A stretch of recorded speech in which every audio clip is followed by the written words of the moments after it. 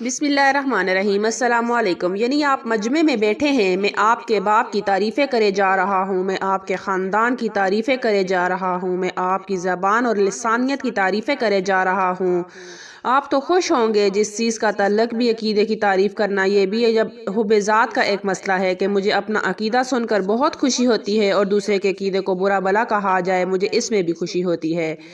اور یہی حال وہابیوں میں ہے، وہاں پہ کوئی شیعہ کو کافر کہہ دے رہا، برا بھلا کہہ رہا ہے، وہ خوش ہوتے ہیں، تالیاں بجاتے ہیں کہ آپ نے شیعوں کو برا بھلا کہہ دیا۔ جب تک ہم اس سوچ سے نکلیں گے نہیں، 70% شیعہ اب وہ موجودین کو برا بھلا کہہ رہے ہیں، یہاں والے ان کو برا بھلا کہہ رہے ہیں۔ بھائی ایک مسئلہ ہے، مسئلہ تقلید کا۔ تقلید واقعہ واجب بھی ہے کہ نہیں، کرنی بھی چاہیے کہ نہیں، ایک سوال ہے۔ لوگوں کو سمجھاؤ، ان کو اجازت دو، وہ آئیں تم سے پوچھیں کہ تقلید ہوتی کیا ہے۔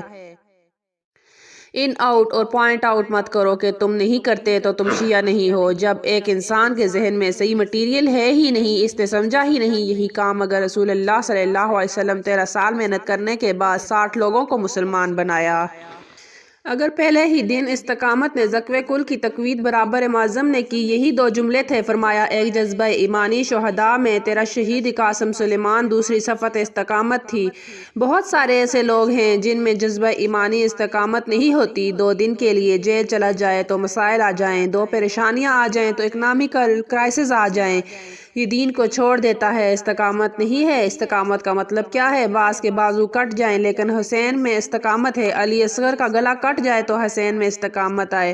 ہم نے کب استقامت دکھائی؟ ایرانی قوم نے استقامت دکھائی ہے۔ 30 years اکنامیکلی کرائسس ہے، جس ملک کے پاس دنیا کا سب سے زیادہ سیکرٹ لیول پہ گیس ہے، جس ملک کے بعد سب سے زیادہ پیٹرول ہے، کوئی خریدنے والا نہیں ہے، اپنے خرچے پر پاکستان کے بارڈر پر گیس پائپ لائن بچھاتے ہیں، اپنے خرچے پر ملینز آف ڈالرز خرچہ کرتے ہیں، ہم لے نہیں رہے۔ اتنے سینکشنز اس ملک پہ ہو لیکن اس نے استقامت دکھائی۔